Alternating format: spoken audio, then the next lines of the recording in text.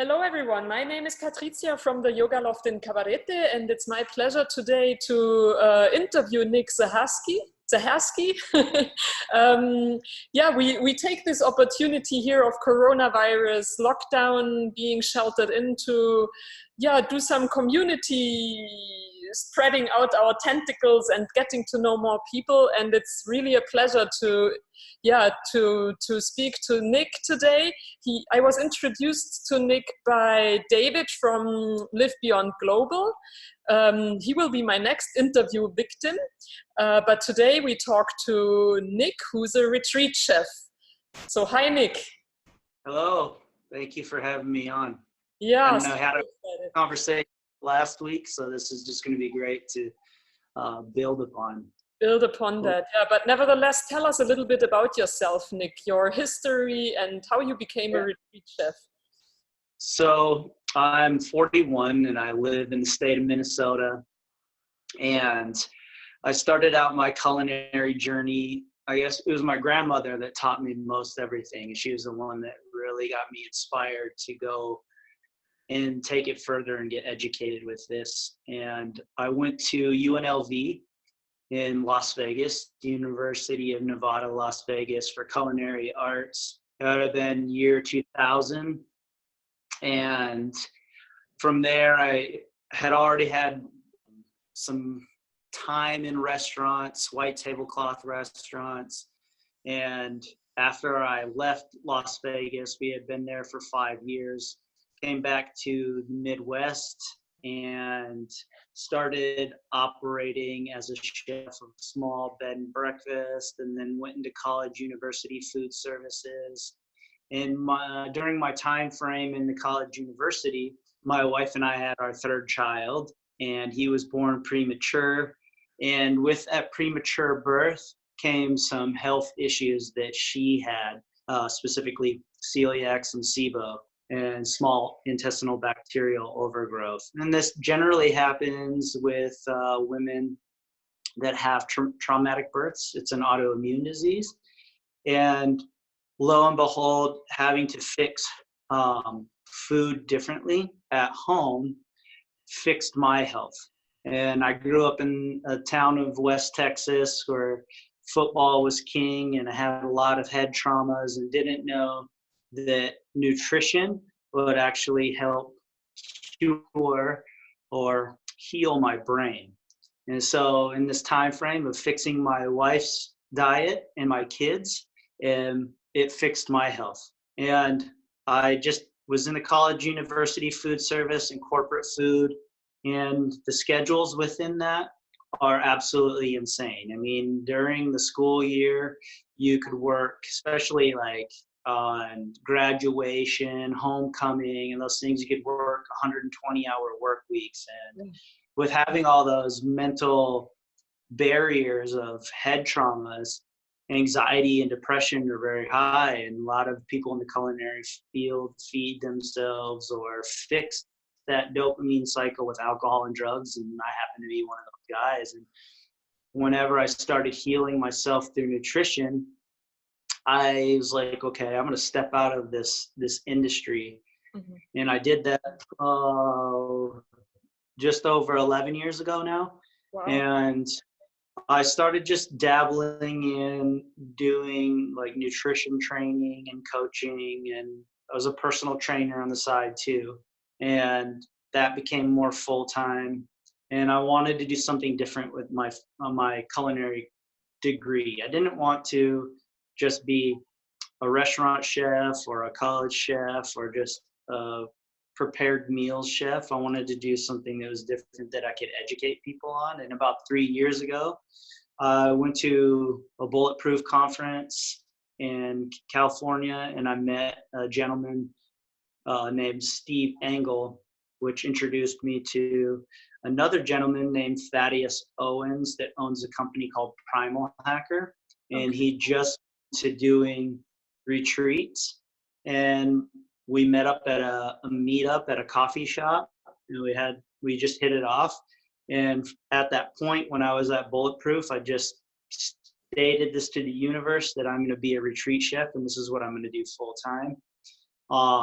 And So subsequently, I've been traveling the world, doing retreats, natural food, ancestral or indigenous type foods, all around biohacking and just making food really healthy and in the season. And it always has an idea or theme behind it, whether it's EMF or it's light and heat, cold thermogenesis, and had the benefit of going to Iceland with Live Beyond and cooked there for an entire week. Yeah. So up to this time of COVID, I was going to be really, really busy, but now, it's changed. But I have a feeling that everybody figures this out. This industry again will pick up, and that people are going to and will do this even better. Yeah. Yeah, I think a big shift is happening, but I mean, you just you gave me so many more pointers for more questions, Nic. So, starting with your grandma, what did she ingest in you? What was resonating with you with her cooking? Was it making something delicious, or was it the process of cooking, or her groundedness? What was the thing? The biggest thing is, I believe, I'm an Aquarius, right? So like water bear, and just the open love that was translated through her food. It was time she prepared something. The reason it tasted so good, and I remember my grandfather saying when they first got married, she was a horrible cook, but as the years went by and she got better at her craft, and then found that would just show her heart, and then she would get back so much more from her grandchildren and her family and her friends. To me, that resonated. It was intuitively what I went into cooking because of her and because of that. And then I found jobs, and I found myself in positions not knowing a lot on how to cook, but it was just an intuitive part of me. Like I was a latch kid too. So grandma's love, and that's what I try to bring across in my food. Yeah. And then you that's so beautiful, Nic. And then you mentioned that you was evolved into being a chef, but was back then, did you already have that nutritional aspect, or was it more purely on the haute cuisine of how to prepare fancy dishes, or was there already kind of a health aspect behind? It wasn't really health related at the beginning. I remember getting up after football games on Saturday, and I would just lay in the recliner and watch Chefs of the World like all day long on PBS, and it would be from 8 o'clock in the morning to 4 o'clock in the afternoon. And I was so intrigued about the process of food. And it was an instant gratification thing. It was I could take something, I could transform it. And, like I said, being the latchkey kid, we had either my brother cooked for me sometimes, or my sister, or our nanny. And our nanny was a horrible cook. That I look back now, she actually wasn't horrible. It was just she was taking things that were peasant foods or leftover from the era that she grew up in. Is like we never waste anything. So it was taking old mashed potatoes and making potato pancakes. And that didn't translate to the kid because I wanted a flavor explosion. I wanted processed foods, But then came more on, I could cook this for myself, and it was scientific part. I didn't realize that was like what was feeding me. And then as it transpired and I got further into it and finding out about my wife's health, it became more, I can make this taste really good, but it can be nutritious too, because everybody thought that nutritious food was bland and horrible. Like butter food with chicken breast and rice. That's healthy. I also think about the timeline, when was the third child born? Was that 10 years ago-ish? He's 50 years ago. And how was the food scene back then anyway? I think I always still remember when we discovered that fat is good and carbs are bad. Just to bring it a little bit into perspective of what, because you already have such a long history in the industry, right? Yes, and in that time frame in food, it was still very haute cuisine, right? It was very just like, what can we do to transform this food and make it ethereal in look first, right? And you're all this food in America still, from all these different cultures. And it was that low fat, high carb, processed diet at that time. And I remember already I was into, before the thing, doing keto because it was Atkins, because I read all of his books. I knew about the the zone diet, you know, and then my grandfather he would be 106 if he was alive today, but he grew up during the Great Depression and he fasted a lot. He ate eggs and bacon and coffee for breakfast every morning. So it was a saturated, high-fat diet. So all of these things are just kind of ingrained in me. And it was that time frame of 15 years ago, I was already like, I was working my way into like, how can we make foods better for us? But because I remember the first chef that I worked for, Robin Hernandez, he goes, "You're the first cook that I've ever had make a dish for me that he didn't have 3 portions, like a protein, a starch, and a vegetable. You just had protein and a veg, and somehow you made it work." You know, so I was already thinking outside of the box at that time. Wow. And just intuitively, like I said, it was just intuitive, right? Like these things, because they come from the same area in nature, they have to taste good together, right? You know, or these colors, I would make like a monotone color palette with all my food because that was just what I was interested in, like carrots and salmon. I mean, you know, so it was curiosity, and then it became my education, and then it became the education, and that I could then deliver to people and still have that love aspect. Ingrained. And it has also it sounds also a little bit like your creative outlet, right? So you really express yourself with that. Yeah, into art. Actually, I started in school for veterinary medicine, and that was a year, and I didn't like that.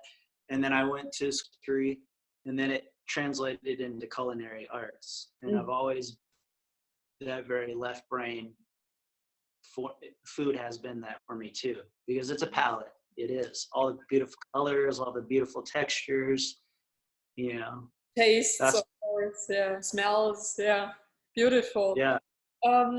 You were already talking in your introduction about the retreats where you've been the chef with Live Beyond Global in Iceland. What's your philosophy when preparing for a retreat? Because Iceland, I can imagine, was probably not very easy to satisfy your quality standards. Yeah, well, that was an interesting. I've had the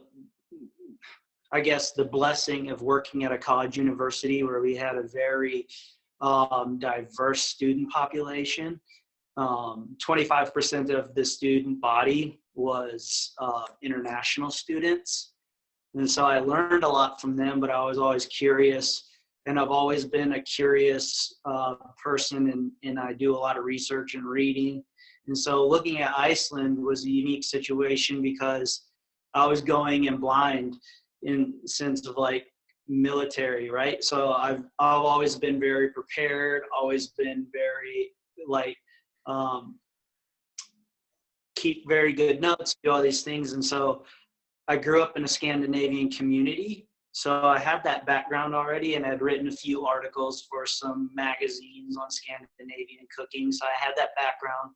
But the biggest aspect was like, what is available there in that season, because nothing really grows there that the monoculture crops that we're used to in the United States, you know, like, so everybody would want salad greens and all of these things, but they, hey, you know what? They don't grow in Iceland in October, end of September, early October. Sorry, they're from a greenhouse or flown in.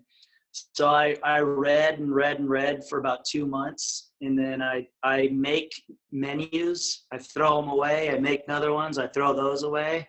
So just literally like you're doing art, right, on this canvas, and it translates into something that I can see conceptually on a plate.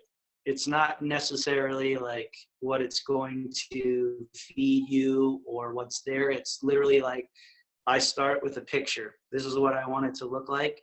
And then I go from there. If I can see that, I start from the back and go to the beginning. Okay. So I had it that way. And then that, you know, process, seeing the dish helps me to make the menu. And then from the menu, I have to make a prep list. And from my prep list, shop. And that's that shop I just send over to individuals that own the breakfast, and they did all the shopping for me. But, you know, sometimes if I do other ones, like I've done one in Bath, New Hampshire for Kristen Canty of Farm, and I went out a week ahead after having all my menu set up, and then did all of the foraging, did all of the shopping, and then stuff that wasn't there, had to translate my menus. So it takes a while to prepare for it, but it's so much fun. It really, like, you get into a flow state, get super creative. And what I've learned though as a chef is we usually pigeonhole ourselves and become type A personalities. And then those type A personalities, we don't allow ourselves to change or to be able to morph in those scenarios. And so we tell ourselves that's either a win or a failure. But what I've been able to do with this is create these menus and these prep lists and these shopping lists. And those are my rough framework. It's the recipe, right? It's not the ending. It's just, and it's the map, but it's not the end where you get there. The journey is going to change, which has freed me up to bring down that anxiety level, bring down all of the wear and tear on my mind that you generally have in a kitchen setting, because you see a menu and this is what it's going to be. But you know what? In a retreat, it's a whole different ballgame. It changes daily. So it changes daily, yeah. Yeah, what we have here quite a lot is that we ask people for their dietary restrictions, and then when they pop up here, they are like, oh, by the way, I'm a vegetarian, gluten-free, whatever, everything. And you're like, oh, yeah, good that we've been asking you before, right? Yeah, and you know, that's the thing. I have those sent out, and I don't always get those replies, but I prepare that in advance on my menus, that there's an option for people. But in Iceland, it's funny, I turned a vegan into a meat eater, so you never know what happens. That's right. But it found out that that was a dogmatic idea that they had, not dogmatic, but a misconception in a sense. And maybe too is they didn't eat meat because where they lived, they couldn't source a very good, sustainable, or well-treated animal. Yeah. And when I just told them that this is an organic one that came from this farm down the road, this is their practices, they were like, oh my God, okay, I will eat that. Yeah. You know? Yeah. So just barriers to those things. I call those people flexitarians, right? Yeah, like, and that's also perfectly fine, because I personally also don't like to buy meat or eat meat that's been pre-packaged in plastic, for example. So I think that's a really cool practice. if people see it like that. And I really also like that mindset shift that people become more aware. But probably you've seen that as well, also with your own history, that people are just more aware of how much you can achieve with the, with the wellness, with treating your body right, with feeding your body right, and also taking care of the planet. Yeah, it's all a whole host of those things. We're the modern day hunter-gatherers, but we have to be very more cognizant of everything, you know, because it's just in our environment. We have to pick from monocultured crops, or we have to pick from indigenous species of foods that are foraged. But that's our choice. And one of them is harder to get than the other. And the reason most people just go to the grocery store is out of ease.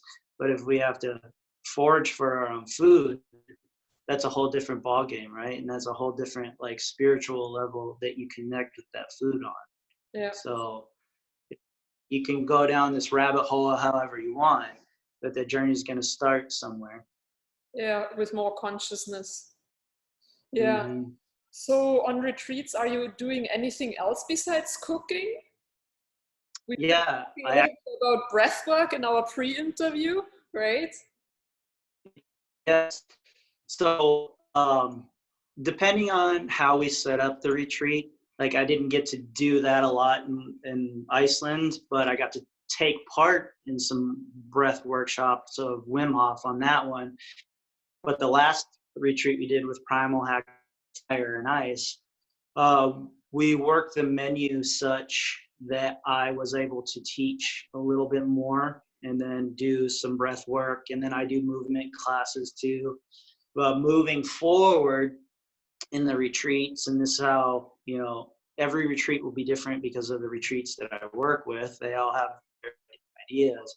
But Thaddeus and Primal Hacker and the Point retreats, next year I will be in the kitchen maybe 50% of the time, and then out with everybody else 50% of the time, doing some education on fermentation, bone broth, foraging, and then also the breath work classes that I teach too. So, you know, it's food always is a very focal part of a retreat, but we also need to be cognizant of like intermittent fasting and then scarce food, you know, like we don't want somebody to go into a retreat and not be able to adapt all the things that they learned into their real life. Yeah. You know, a lot of people eat meals a day. So. Yeah. That's such a good point with what you just said, with that you want people to take a transformation out of the retreat and really have an impact in their lives. So what would you say, what would you like people to take away from retreats? Is there one thing you would point out, or? I would say the biggest thing is you're not going to absorb it all, right? There's going to be 7 to 11% that you actually absorb right there that you can apply at home. So be a very good note taker, and then follow up with the people at the retreats that gave out the information, because they always give you their information and they'll say, yeah, if you want more information or more help applying this to your life, I am open to do that.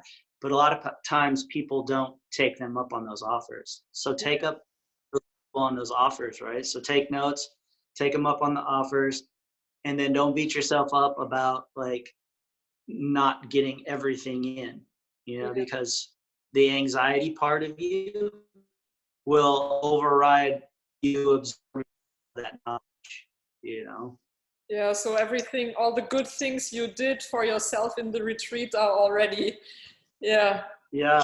And then when you get home, I guess the other one would be like, I always tell my personal clients, it's, we create a habit 1% a day. We don't create it 100% in one day, right? Because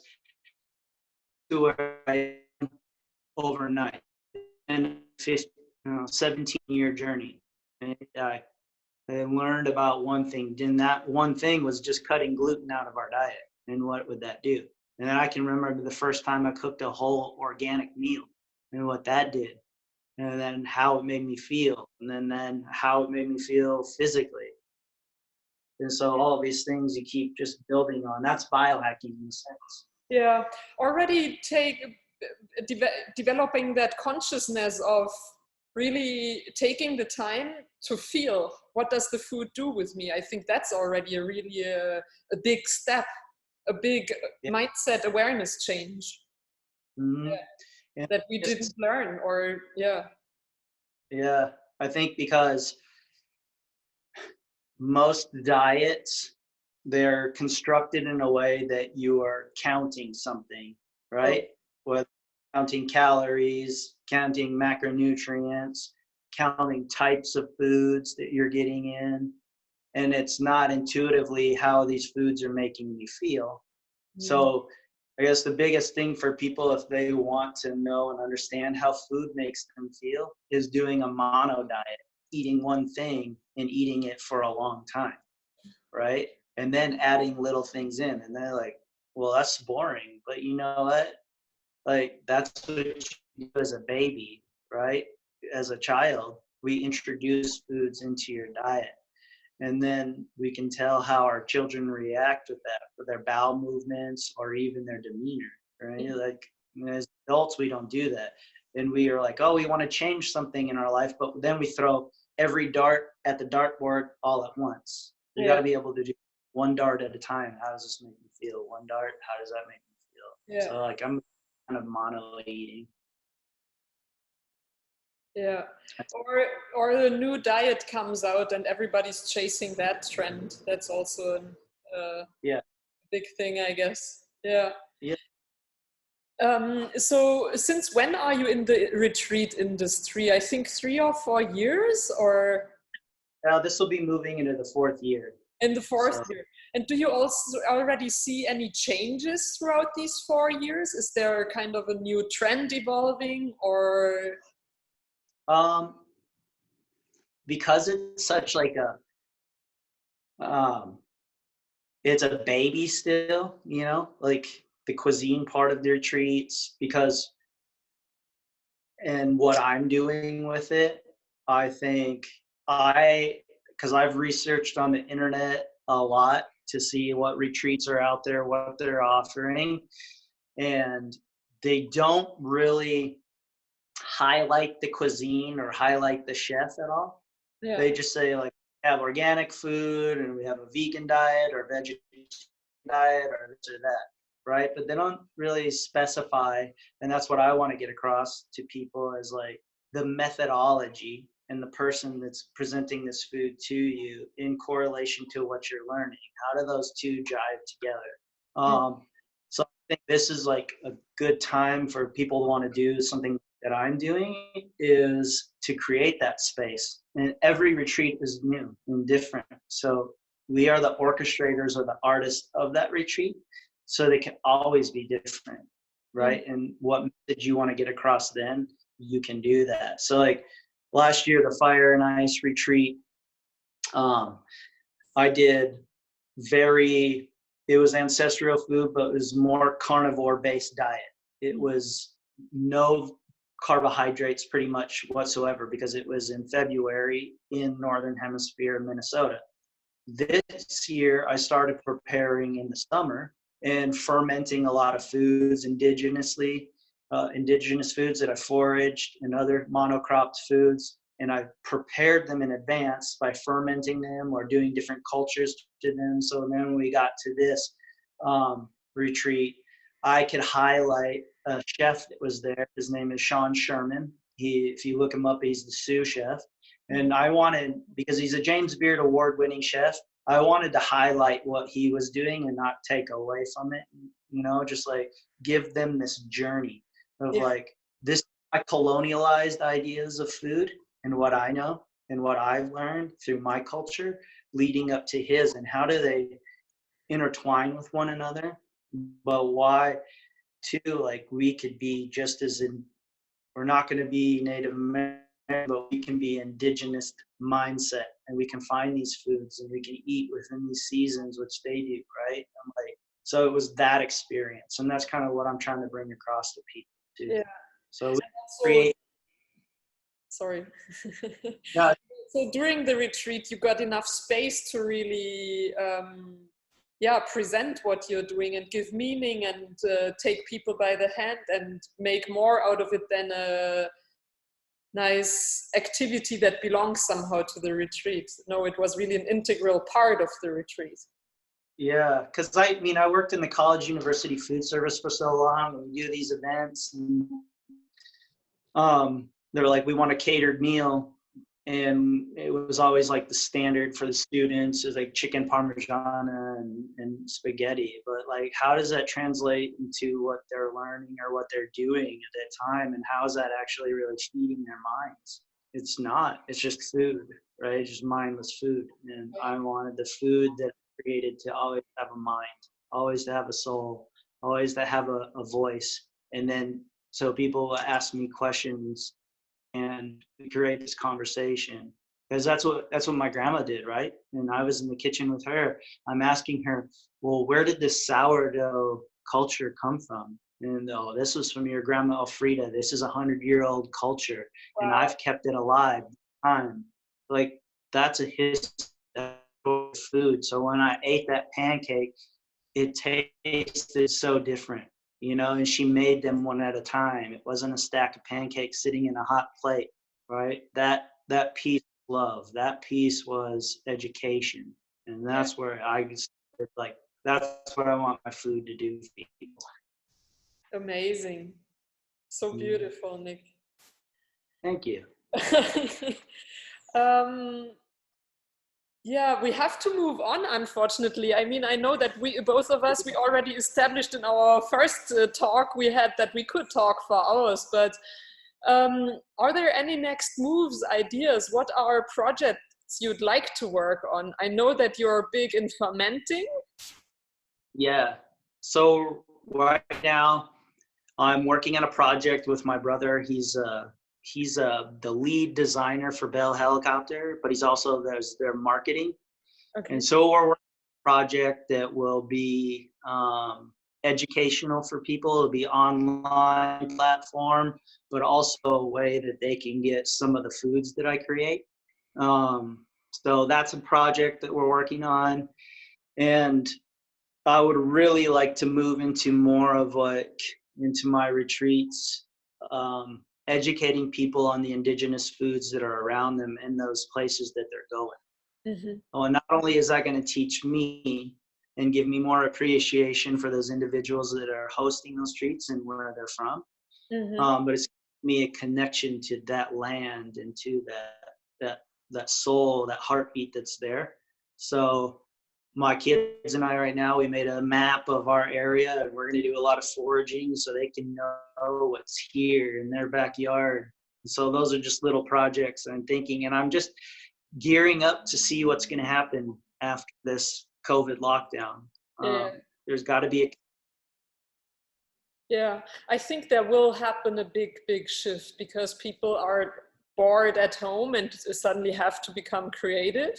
So I see a lot of community happen as well online. For example, in all the cities, yeast seems to be sold out because suddenly people bake so much.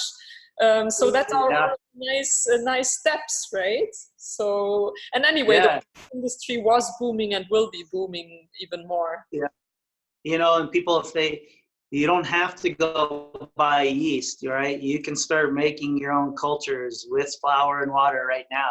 Like, that's what I want to start thinking of is in this time frame, you're being creative, but you have to think about being like MacGyver. Work with what you have. Yeah. That's like, some things are not always going to be available to us, but we're humans and we're resilient and we're smart and we have these giant brains. And the things that are around us, that's how we've created new things throughout the lifespan of humans, right? Is out of necessity. Yeah. Is the mother of all. And we also have access to all the information, right? We don't have to figure it out. You can just do a simple research. Yeah. Oh, yeah. And just in general, that mindset shift towards abundance, it's, as you said, it's all already there. Yeah. Yeah. Stop bitching. Yeah. Yeah. Yep. Yeah. This world hasn't been tested like this since World War II, if you think about it, you Yeah. know. And so, especially United States and the different means, and then Europe too, is just like no one's experienced this since that time in these developed countries. Yeah. So they're gonna have to pull themselves up by their sandals straps or boot straps or whatever straps they got, you know. Yeah, and it's also a very unifying experience because literally it affects everybody right now. I know that there are people who are really, really suffering and yeah, don't know how to pay their bills and so on. But I mean, we're all in this together right now. Yeah, yeah, And that's should bring people a sense of peace because you're not alone on an island. yeah, We're all together. yeah, we Yeah. are. So I have one last question. What's your personal wellness hack these days? Is there something you would like to share? Breath work is the biggest one, and I've been using a bit of Brian McKenzie's work. He's power, speed, and endurance, but figuring out your heart rate variability with your CO2 tolerance just to know where you are in a stress level and how then you can wrap day's activities around that, using that as a gauge, you know. Yeah, So okay. big, not being finite in my structured day. If this is going to tell me my CO2 tolerance and my HRV tolerance is going to tell me how I need to like move through my day. So then it can be more intuitive, you know. Okay. Okay. So that's it. And oh, I was lying because right now another question popped up in my mind. Because I have a friend and he's so hard on himself in terms of he has the goal to weigh 90 kilograms, but right now he has 95. So he's 47. And he's still in that mindset that you just have to not eat for a while and then it will be fine. Your weight is the goal, right? Yeah. How would you approach someone like that in your retreat so that he comes to a mindset shift of, dude, it's not about the 90 kilograms. Yeah. So first and foremost, weight is only a number. It has no bearing or meaning on what you're doing unless, you know, you're a professional athlete, and then it might play into something like that. And then the second is from Dr. Mike Nelson, and he calls it the Costanza method with Friends, the show, the sitcom Friends. And George Costanza, I was telling you about this, is the short, fat, bald guy. And he did everything opposite. So if you have been stuck in the same place forever and you're still doing the same thing, I think Einstein said that was the mark of insanity, right? Yeah. So you're expecting something different by doing the same thing. So do everything opposite of what you're doing. If you're fasting all day long and eating one meal at night and still gaining weight, why don't you eat breakfast and then fast at night? Do everything the opposite, right? Especially as we age. Aging is changing mitochondrial function. Our pituitary is changing, our adrenals are changing, our hormone levels. You know, you might not be getting out in the sun right now. You need to get out in the sun because if you don't have vitamin D, then you can't synthesize all of the testosterone that you have to. You know, so there's all of these things, but do everything opposite of what you have been doing. That's see what happens. And see what happens. Yep. I love that. Yeah. So I think we have to come to an end, unfortunately, Nic. It's such a pleasure, but would you like to, I mean, it's not a pleasure that we have to end. It was really a pleasure talking to you again. Sometimes my thoughts get mingled in my head. But is there anything you would like to add? I guess, you know, just in this time frame, use this time to build your knowledge and to get out of any type of pattern that causes you anxiety and fear. This is a gift from the universe to slow down and to contemplate abundance and attraction of what you want. And by letting the outside world break you down, you're just going to create fear that you spiral out of control. So yeah, exactly. Do everything that you've done before. Yeah. Everything opposite, and don't give away that power, right? It will be okay. Yeah. Yeah. Oh, Yeah. Nic, thanks so much. And I'll be linking to your Instagram in the notes down there. And thank you so much. Yeah. No, it was all my pleasure. Thank you very much. I can't wait to get to Costa Rica and do a retreat. Dominican Republic, not Costa Rica. Oh, Dominican. Well, I want to go there too, so I just put it out to the world. That's all. Okay, I'm just manifesting right now. No. We have to make that happen, that you come down. I mean, yeah. It's been mind-blowing, that conversation. And it's, you know, with our farm-to-table concept, and we've also been talking about a little bit about it in the first conversation, that it's really hard to, you know, you've been to Haiti, so you know a little bit with what we're dealing here. Yeah, but we're on our path, and it would be really great to welcome you here. Well, it's amazing what you can do with a magic bullet and some coconuts in Haiti. So. Yeah. Okay. Thank you. Thank you very much. Have a wonderful day. You too. Thank you, Nic.